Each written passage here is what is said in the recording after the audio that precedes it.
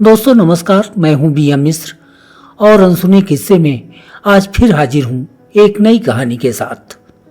दोस्तों, इस मंगलवार मैं आपको सुनाने जा रहा हूं कहानी चूल्हे का धुआं। उग्रसेन बाबा अपनी जिम्मेदारी का निर्वहन बखूबी कर रहे थे। दिन ढलने के बाद रोज सैर के बहाने गांव के हर आदमी का सुख दुख जानना उनका 12 महीने का काम था। ऐसा लगता था जैसे पूरे गांव के पालन पोषण का भार उन्हीं पर हो। उग्रसेन बाबा शाम को जब भ्रमण पर निकलते तो हर घर को ध्यान से देखते और यदि किसी घर से धुआं न निकलता मिलता तो समझ जाते कि आज यहाँ रोटी नहीं बनेगी। फिर वो तुरंत आटा, चावल, आलू आदि की व्यवस्था करवाते ताकि कोई भूखा न सोए। तो आइए सुनते हैं गांवों में आपसी प्रेम और भाईचारे का चित्रण करती ये कहानी। चरवाहे अपने मवेशियों को लेकर घर लौट चुके थे। खेतों में दिन भर कमर तोड़ने के बाद थके हारे रमुआ, सोहन, रंगनाथ सहित गांव के सभी किसान खटिया पर टांग पसार कर सुस्ता रहे थे। गांव की महिलाएं दिया बाती की तैयारी कर रही थीं। बच्चों ने भी बगीचों से चुरकुटिया कंडे बिनकर चूल्हे के पास पटक दिए थे और लुका छिपी में टाइम पास कर रहे थे। खपरेल को चीरकर घरों की रसोइयों से निकल रहा धुआं बता रहा था कि दिन भर से उदास पड़े चूल्हों को आग का साथ मिल गया है और अब वो दहकने वाले हैं। उग्रसेन बाबा रोज की तरह संजबाती की बेला में गांव के भ्रमण पर निकल चुके थे। उनके साथ उनका 24 घंटे का सहारा दीवान मथुरा भी था। गांव के हर व्यक्ति की कुशल क्षेम पूछते हुए उग्रसेन बाबा राम सुख के घर के सामने आकर ठिठक गए। उन्होंने अपनी लाठी जमीन पर अड़ा ली और पर दोनों हाथों को टिकाकर राम सुख के घर की ओर देखने लगे। घर में सन्नाटा पसरा था। काफी देर खड़े रहने के बाद उन्हें जब राम सुख की कोई आहट नहीं मिली तो वो बोले, मथुरा, क्या बात है? रामसुख के घर में ना तो अभी तक अंजोर हुआ है और ना ही रसोइयां से धुआं निकल रहा है। तनिक अंदर जाकर देखो, रामसुख है कि नहीं? हाँ बाबा, मुझे भी कुछ गड़बड़ लग रहा है। 2-3 दिन से रामसुख गांव में दिखा भी नहीं। तेज आवाज में रामसुख पुकारता मथुरा घर के अंदर घुस गया। पूरे घर में घुप अंधेरा था। मथुरा आंगन में खड़ा होकर इधर उधर ताक रहा था। तभी उसे अंदर कोठरिया से रामसुख के कराहने की आवाज सुनाई दी। वो कोठरिया में घुस गया। रामसुख, क्या हुआ? तुम कराह क्यों रहे हो? मथुरा बीड़ी पीता था, सो माचिस हमेशा साथ में रखता था। उसने जेब से माचिस निकाली और एक तीली जलाकर कोठरिया में उजाला किया। रामसुख खटिया पर अचेत सा पड़ा था। उसका शरीर थरथरा रहा था। मथुरा ने सिर पर हाथ रखकर देखा तो रामसुख का पूरा बदन तप रहा था। रामसुख, तुम्हें तो बहुत तेज बुखार है। हमें खबर क्यों नहीं करवाई? किसी से संदेशा भिजवा दिया होता, दवाई ले आता तुम्हारे लिए। रामसुख कुछ नहीं बोला। मथुरा ने कोठरी के एक कोने में रखी गगरी से पानी निकाला और अपनी तौलिया गीली करके रामसुख के शरीर को पोंछना शुरू कर दिया। थोड़ी देर बाद रामसुख के शरीर में चैतन्यता आई। उसने धीरे से कहा, किससे भिजवाता संदेशा? हमारे घर में है ही कौन? बेटवा था तो वो भी कमाने खाने शहर चला गया। मथुरा रामसुख के शरीर को गीला करके बुखार उतारने का जतन कर रहा था। बड़ी देर तक जब वो बाहर नहीं निकला तो उग्रसेन बाबा चिंतित हो उठे। उन्होंने आवाज दी, मथुरा, कहाँ रह गए? क्या कर रहा है रामसुख? बाबा, इसे तो बहुत तेज बुखार है, तड़प रहा है। मथुरा की घबराई सी आवाज सुनकर बाबा उग्रसेन भी घर के अंदर घुस गए। पहले तो उन्होंने रामसुख को खबर न देने की गलती पर फटकार लगाई। फिर मथुरा को तुरंत वैद्य जी को बुलाने का आदेश दिया। वैद्य जी ने आकर रामसुख को कुछ दवाइयां दी। सुबह तक उसका बुखार पूरी तरह से उतर गया। उग्रसेन बाबा रामसुख का हाल जानने सुबह फिर उसके पास पहुंचे। वो अपने साथ खाने पीने की कुछ चीजें भी लाए और रामसुख को पकड़ाते हुए बोले, मैं जानता हूं कि तुम 3 दिन से मजूरी पर भी नहीं गए। लगता है रोज 2 रोज बाद ही तुम ठीक से खड़े हो पाओगे, इसलिए थोड़ा सा आटा और चावल लाया हूं, रख लो। मथुरा को बुला लेना, वो पका दिया करेगा। और हाँ, ये सब तुम्हें उधार नहीं दे रहा हूं, आराम से खाओ, कम पड़े तो मुझसे कह देना। उग्रसेन बाबा को अपने गांव रामगढ़ से बहुत लगाव था। गांव के लोग उन्हें बेवहर कहते थे। बेवहर एक सम्मान हुआ करता था जो गांव के व्यवहार कुशल और मददगार व्यक्ति को खुद ब खुद मिल जाया करता था। यूं कहिए कि गांव के सबसे संपन्न और सुख दुख में साथ देने वाले व्यक्ति को बेवहर कहा जाता था।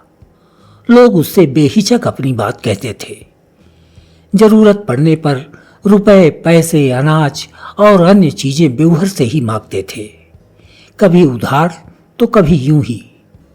गांव में किसी के यहाँ शादी ब्याह या कोई अन्य उत्सव हो तो उसे निर्बाध संपन्न कराने की जिम्मेदारी बेवहर की होती थी। गांव में जब किसी लड़की का ब्याह होता तो बेवहर अपने घर में खाने पीने की चीजों का स्टॉक रख लेते थे ताकि बारातियों को किसी चीज की कमी न होने पाए। इसे गांव की इज्जत से जोड़कर देखा जाता था। बेवहर उस पर्दे की तरह होता था जिस पर हर हाल में गांव की मर्यादा ढकने की जिम्मेदारी होती थी।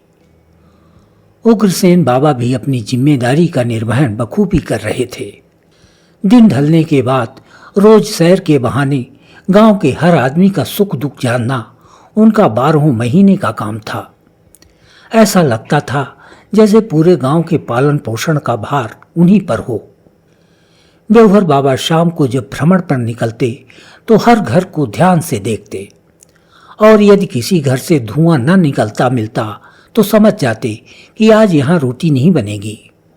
फिर वो तुरंत आटा, चावल, आलू आदि की व्यवस्था करवाते ताकि कोई भूखा न सोए।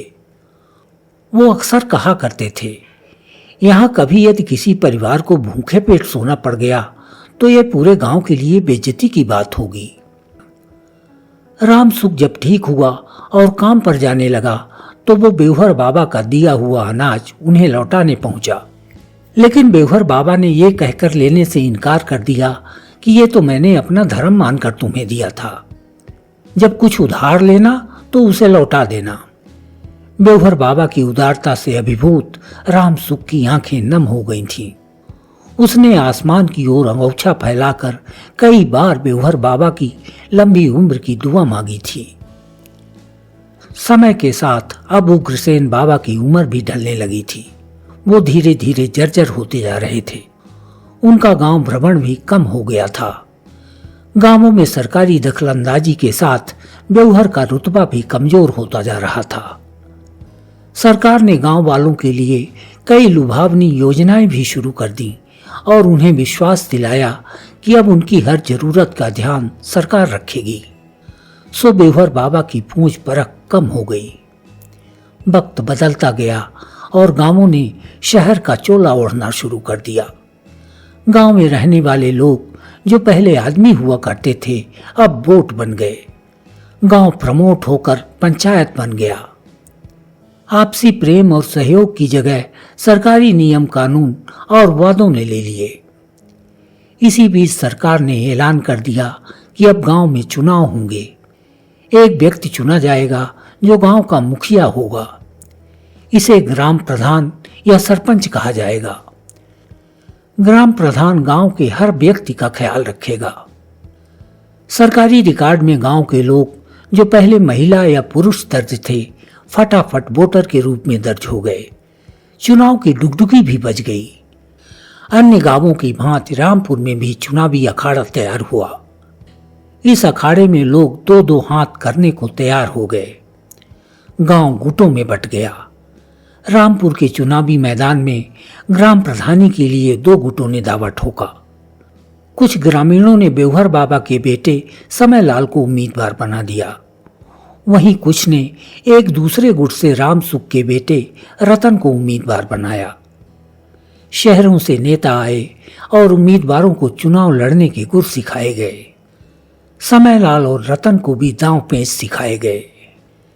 समयलाल जनसंपर्क के दौरान गांव वालों से अपने पिता के व्यवहार और उनकी सहयोग की भावना का हवाला देकर वोट मांगता। वहीं रतन बड़े नेताओं द्वारा रटाए गए ऊंच नीच के पाठ को तोते की तरह लोगों के सामने रखता। वो कहता कि इन धनवान लोगों ने हमारा हमेशा शोषण किया है, हमें कभी आदमी नहीं माना, इसलिए अब यदि आपको सम्मान और इज्जत का जीवन चाहिए तो वोट हमें दीजिए। लेकिन रतन को रटाया गया ये नफरती पाठ उसके काम ना आया। वो चुनाव हार गया। उसे अपनी हार बर्दाश्त नहीं हुई। वो समयलाल से ईर्ष्या करने लगा और उससे बदला लेने का प्लान बनाने लगा। बाहरी लोग आग में घी की तरह काम करते रहे। फिर एक दिन रतन ने वो कर डाला जो एक संपूर्ण नेता बनने के लिए जरूरी होता है। आधी रात रतन ने अपने कुछ साथियों के साथ मिलकर समयलाल के घर में आग लगा दी। समयलाल के जलते हुए घर से उठा धुआं पूरे गांव में फैल गया।